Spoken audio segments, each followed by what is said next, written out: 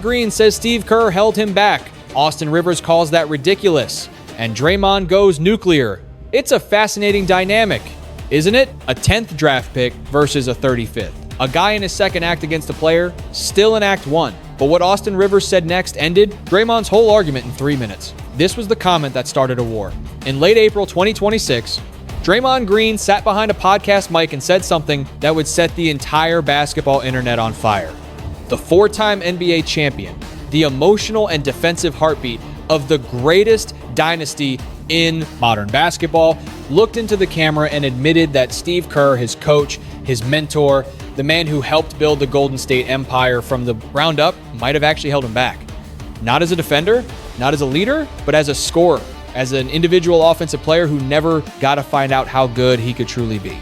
Now, let that sink in for a second. A man with 4 championship rings, a Defensive Player of the Year trophy sitting on his shelf.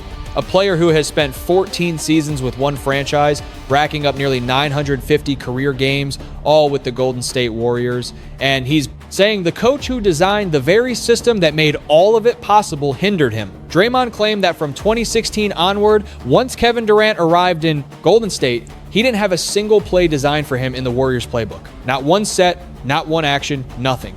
He framed it as an honest reflection. A what if?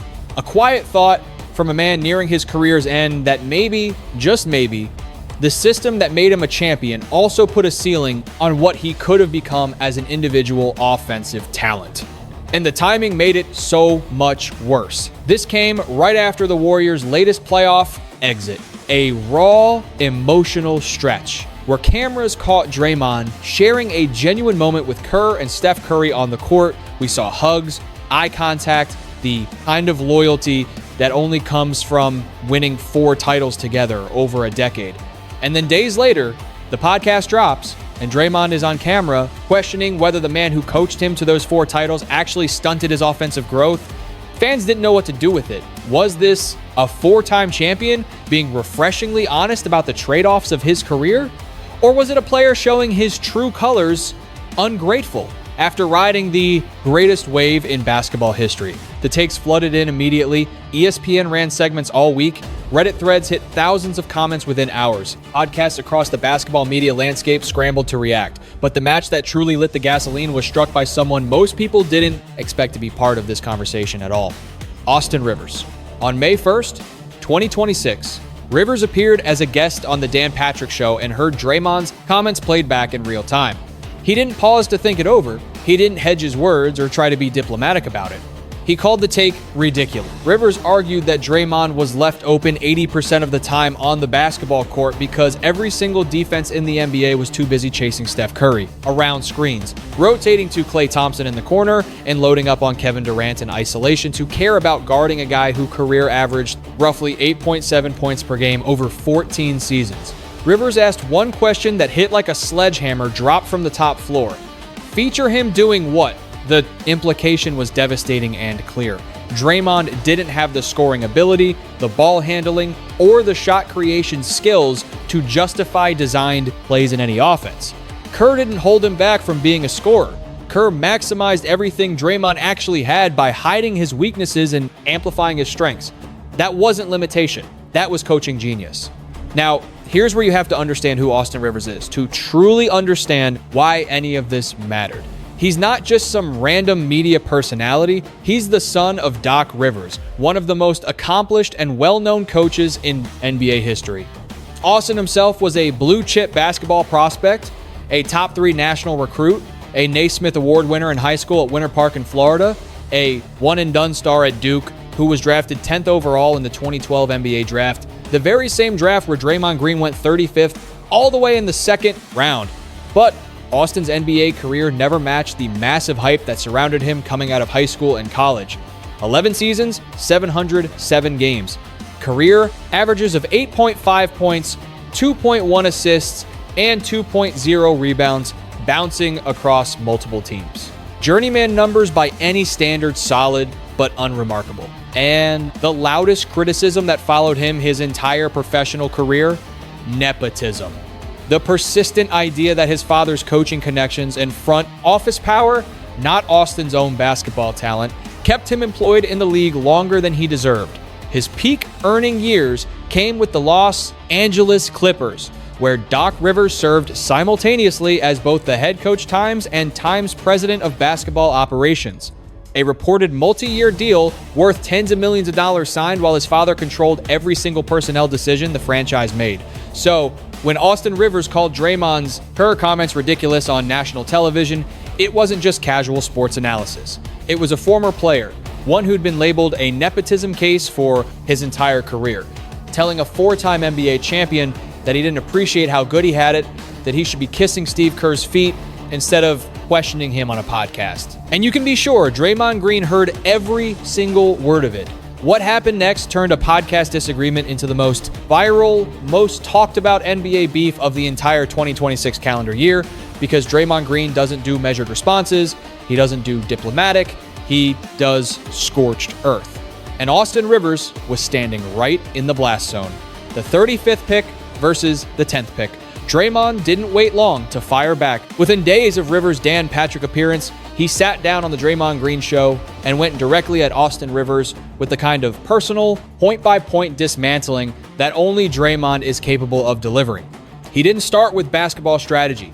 He didn't open with a measured analysis of offensive systems or coaching philosophy.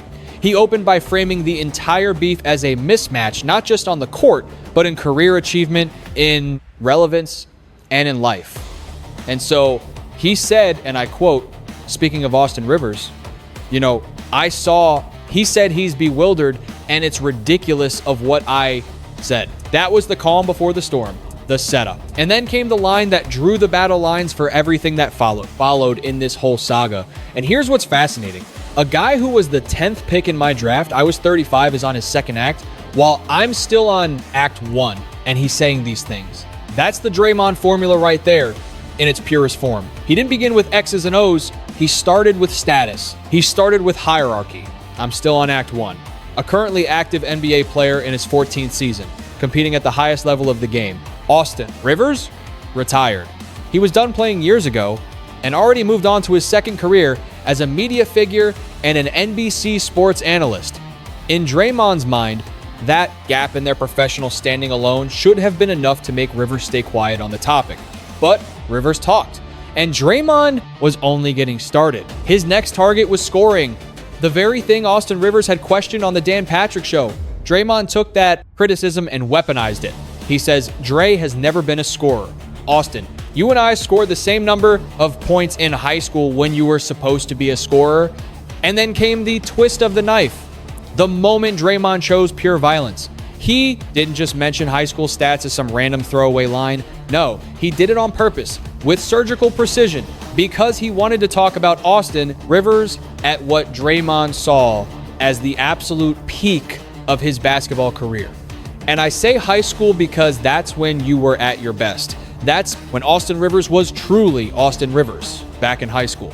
That is a devastating way to frame it, no matter which way you slice it. Draymond was telling the world that the very best version of Austin Rivers, the highest, most dominant, most explosive version of him existed before he even set foot on a college or an NBA court.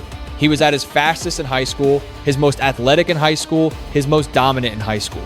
And from there, it was just a slow and steady decline. Now, Rivers was a featured ESPN star at Winter Park High in Florida, a player who could just put his head down and get past any defender in the state. Draymond acknowledged that. He even gave Rivers real credit for his time at Duke and hitting that big three-pointer on the wing, being a key player at one of the most famous programs in college basketball. But then Draymond pivoted hard to his own college resume to make the contrast incredibly clear. Well, in college, I averaged almost 17 points a game in the Big Ten. Draymond spent 4 full years at Michigan State, growing from a raw prospect into a versatile, high IQ forward with great defensive instincts and real playmaking ability. Rivers was a one and done at Duke. 6 months, and he was gone. In Draymond's story, the difference between them wasn't just talent. It was patience, hard work, and the dedication to improve over time. And then he moved on to the professional career comparison. And this, my friends, is where the talk turned genuinely nasty. I'm still with my first team. He was gone from his first team in 2 years, one sentence, 14 words. That's all it took to spell out the massive gap between their careers? Draymond Green has been a Golden State Warrior for 14 straight seasons. Austin Rivers was traded by the Charlotte Hornets within 2 years of being drafted, and he spent his entire career bouncing from one team to another. Houston, the Clippers playing for his dad, Detroit, and others never staying long enough to build a real legacy. The difference was just absolutely devastating. And then Draymond loaded up the biggest, heaviest weapon he had in his arsenal, the nepotism shot. And I don't think that was really one for Austin Rivers to be bewildered about and say it's ridiculous because the guy received the biggest bailout in U.S. history. But he wasn't finished. He kept pushing, comparing the $42 million Clippers contract to a government bailout. Austin Rivers received the biggest bailout in NBA history. In world history, in U.S. history. That was it. That was the bombshell. Draymond framed the Clippers contract, signed when Doc Rivers controlled both coaching and front office moves for the team, as a total family favor. It was disguised as a basketball deal. It wasn't earned, he argued. It was a bailout. And then, in classic Draymond style, he softened the blow with a backhanded compliment that somehow made the whole thing even more insulting. And I tip my hat to Doc. I pray that one day, it won't be $42 million then because the NBA has gone up so much. He said he hoped one day to give his own sons $200 million and $250 million when they grow up, basically calling Doc Rivers the gold standard for fatherly financial rescues, while at the same time burying Austin's entire career credibility. Draymond then pulled back a little to defend his original comments about Steve Kerr, arguing that anyone with a good basketball mind who heard the full 3-minute podcast clip, not the 15-second soundbite the internet ran with, would have understood the real point he was trying to make. That his career has been great, maybe even Hall of Fame worthy. He wasn't sitting there feeling sorry for himself. He wasn't complaining. He was just being honest about the sacrifices that come with playing in a system built around the talents of other players. And he closed with what he saw as the ultimate, undeniable flex, the present tense. Right now, today, more impactful, bar none. Draymond's entire point boiled down to one simple, brutal idea. I'm still here. You're not. I've won 4 championships to your 0, and everything you ever got in this league was given to you by your dad. The internet exploded in response.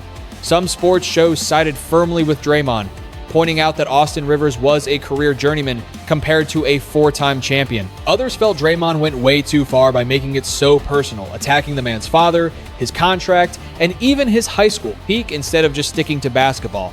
But everyone on every side agreed on one thing. Austin Rivers now had no choice but to respond, and what he came back with would become the most talked about, most replayed, most memed 3 minutes in all of basketball media for the entire year. The backpack jump shooter. On May 5th, 2026, Austin Rivers posted an Instagram video that completely changed the direction of this beef, and maybe it changed how we all see Draymond Green's legacy forever. This takedown was calm, it was organized, it was surgically precise, and it was absolutely devastating from the opening sentence to the final word. The Ballast Life account dropped the clip, and it just went nuclear, millions of views on every platform inside 24 hours. See, Rivers didn't scream. He didn't wander off topic. He never stumbled or let his emotions get the best of him. He spoke like a prosecutor giving a closing argument to a jury that was already convinced. The verdict was in, come on, Draymond, this is ridiculous. Seriously ridiculous.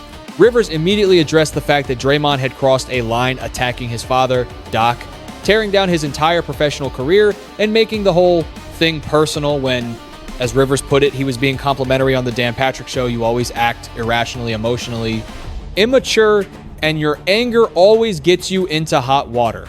That single idea was the foundation for everything else. Rivers painted Draymond as a guy who consistently can't control himself. It's the same pattern we saw with the Jordan Poole punch in 2022, the countless suspensions, the ejections, the years of technical fouls, and then Austin went category by category, point by point, and just systematically dismantled every argument Draymond tried to make. On high school, Rivers didn't give an inch. I don't care about our numbers being similar. I did it at the national level, the top level. Let's be clear, Rivers was a 5-star, top 3 national recruit coming out of Winter Park High School. Draymond was ranked about 36th in the country by ESPN. Same scoring numbers, maybe, but we're talking about entirely different worlds of competition, of recognition, and media attention. And Rivers made sure everyone knew it.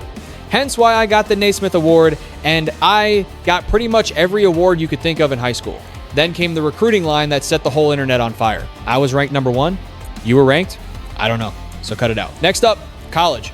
Rivers acknowledged Draymond was a good college player, but then he immediately brought up the one gap that really mattered. Next, college. You actually were a really good college basketball player, but it's hard to compare because I was only there for 6 months, and that's the one and done flex that really twisted the knife, something you could never do. Rivers was talented enough to leave a powerhouse like Duke after only 1 semester and go 10th overall in the NBA draft. Draymond needed 4 years of development at Michigan State just to become a late second-round pick. Rivers ran down his Duke resume, led the team in scoring, first team All-ACC, freshman of the year, lottery pick, and then he gave Draymond his NBA credit, no problem. The NBA, hey man, you got it, Dre. I mean, listen, I played in the NBA for more than 10 years, more than a decade, but 11 years. But I'm not a Hall of Famer like you, so I'll give you that credit. He just conceded the point. Didn't argue it, didn't pretend their NBA careers were even in the same ballpark. And then he said the words that shifted this entire debate into another dimension. But let's peel back that onion and understand why. Easy, Tiger. This right here, this is the exact moment Austin Rivers stopped defending and launched a full-blown counter-assault. Everything before this was Rivers taking punches and giving credit. Everything that followed was designed to destroy. And every word from this point on was chosen for maximum impact. Draymond, you were the luckiest basketball player I think I've ever seen, especially in modern day history. Then Rivers started naming the supporting cast that made Draymond's career even possible. He began with the front office and went down the list until every piece of his argument was laid out on the table for everyone to see. He started with the man who built the team, Bob Myers, considered one of the most brilliant general managers in modern NBA history. Then Steve Kerr, the Hall of Fame coach. And then he listed the teammates, one after another, building a case so strong it was impossible to ignore. Steph Curry, the greatest shooter who ever played the game, a top 5 player in the history of the sport. That's who Draymond had on his team. The man whose gravity bent every single defense and created every open look Draymond ever had. Klay Thompson, Andre Iguodala, 2 more future Hall of Famers on the exact same roster. Rivers was stacking names like a prosecutor building an undeniable case. This wasn't a team Draymond Green built. He didn't even shape its offense. This was a team that Draymond was just lucky enough to fall into at the right time in basketball history. And then came the Kevin Durant line, the one that made the whole world go quiet. Rivers went straight at the infamous tension between Draymond and Kevin Durant that helped push KD out of Golden State after the 2019 season. One of the deadliest scorers ever, arguably a top 10 player of all time. And Draymond chased him away with his mouth. Rivers put it plainly, you talk too much. Draymond's personality, his unfiltered mouth, his volcanic temper, his total failure to control himself in the biggest moments helped destroy the greatest super team assembled since LeBron James went to Miami. And Rivers showed that the collateral damage didn't end with Kevin Durant. He named Sean, Livingston, Leandro Barbosa, Andrew Wiggins, and Jordan Poole. The young player Draymond punched in that infamous 2022 practice. A moment caught on video that became one of the biggest and ugliest NBA stories of the season. Rivers wove it all into one devastating point. Draymond doesn't just talk too much. He literally drives talent away from the team. And then came the kill shot, the single phrase that will now live in NBA social media history forever. Rivers called Draymond the backpack jump shooter, the guy everyone leaves open, the guy that no defense ever guards. Those 3 words exploded into thousands of memes within hours of the clip going live. The phrase perfectly described every defensive scheme used against Golden State for an entire decade. Leave Draymond wide open, dare him to take the shot, and live with it, funneling help towards superstars like Curry, Klay, and KD Rivers. Said, there are hours and hours of film of Draymond being left wide open. Anyone on Earth could YouTube any Draymond Green game and find him standing alone for the whole contest, grabbing uncontested rebounds, driving straight to the basket because defenders were busy guarding the real threats on that roster. The basketball world had known this for years, but nobody, and I mean nobody, had ever said it so clearly, so publicly, and so memorably until Austin Rivers did in this 3-minute video. Rivers was basically saying anyone could go on YouTube, pull up any Draymond game, and find him standing wide open for the entire contest, grabbing easy boards, and driving straight to the rim because defenders were busy covering the real scorers. The basketball world knew this for years, but again, no one had put it on blast this clearly, this publicly, and this memorably until Austin Rivers did. And then came the mic drop, the closing statement, the line that took Draymond's entire original argument, turned it upside down, and buried it. Quote, "Bro, Steve Kerr made your career. How dare you come at me? Are you kidding me?" See, Rivers argued Steve Kerr didn't just not times, hinder Draymond's career, he invented it. He created the perfect conditions where a second-round pick with limited scoring could become a Defensive Player of the Year and a 4-time Bachelor of Arts champion. That was Austin Rivers' central point, delivered with the calm precision of someone who'd studied the tape, organized his thoughts, and rehearsed every beat. Kerr's motion-heavy offense was specifically designed to maximize players exactly like Draymond High. IQ passers and elite defenders who didn't need to score 20 a night to win. Without that system, without that coach, and without those teammates, Draymond Green is just another undersized, late second-round pick who bounces around the league for 5 or 6 years before fading away. Rivers then flipped the nepotism attack right back at Draymond with one quick jab.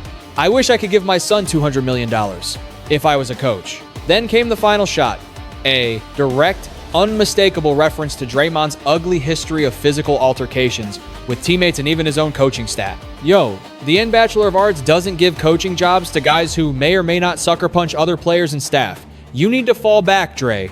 And just like that, it was over. 3 minutes flat. 0 wasted words, no loss of composure, just a surgical, fact-based, basketball-specific instruction that racked up millions of views in 24 hours, turning Austin Rivers from an afterthought into the man who bodied a 4-time champion on the internet. The public verdict was swift and it was overwhelming. Social media, from X to Reddit, overwhelmingly sided with Austin Rivers. Posts calling it a clinical takedown flooded every corner of basketball, Twitter. The backpack jump shooter meme spread like wildfire to every group chat and timeline in the country. One viral post captured the consensus perfectly. Austin Rivers said what every casual fan has been thinking for over a decade, and he said it better, cleaner, and more memorably than anyone in Bachelor of Arts media ever has. Draymond's defenders fought back, of course, pointing to his 4 rings, his irreplaceable glue guy impact, his DPOY award, and his role as the emotional and strategic engine of a dynasty. Without Draymond Green, they argue there's no small ball revolution. Without Draymond, the Warriors don't survive. Game 7 against Cleveland in 2016, a game where he went off for 32 points while Steph Curry and Klay Thompson were ice cold. His value has always gone beyond the box score, stat sheets, and traditional stats. But Rivers' argument just hit different because it was simultaneously true and impossibly specific. Draymond Green's career scoring average, 8.7 points per game, is nearly identical to Austin Rivers' career average of 8.5. The gap between these two isn't talent, it's circumstance. It's system, teammates, coaching, it's luck. Draymond landed on the most talented roster in modern basketball history. He played for one of the smartest coaches alive, and he had the greatest shooter ever, drawing everyone's full attention away from him on every single possession for over a decade. Austin Rivers pointed all of that out without even raising his voice. And the deeper truth this beef exposes is something the Bachelor of Arts has always struggled to talk about honestly. Championships validate roles, but they don't erase questions about individual ceilings or what-if scenarios. Draymond Green is a first-ballot Hall of Famer because he was the perfect piece for the perfect puzzle at the perfect time in history. Steve Kerr built that puzzle, Steph Curry was the centerpiece, and Draymond's job was to do everything else. Defend all 5 positions, make the right pass, and communicate on every possession, leading the locker room. He did all that at a historic, elite level. Nobody can take that from him. But the idea that Steve Kerr somehow held him back, that the system limited him, Austin Rivers buried that notion in exactly 3 minutes and crystallized it in one unforgettable phrase: backpack jump shooter. As of right now, this beef is still the #1 trending basketball topic on X. Draymond could respond on his next podcast and try to swing momentum back. But right now, at this exact moment, Austin Rivers did something that nobody on earth expected from the man Draymond Green publicly dismissed as a nobody. He won decisively, and the internet will not let Draymond forget it. Thanks for watching. If you enjoyed this breakdown, click on one of the boxes playing on your screen for more of our content.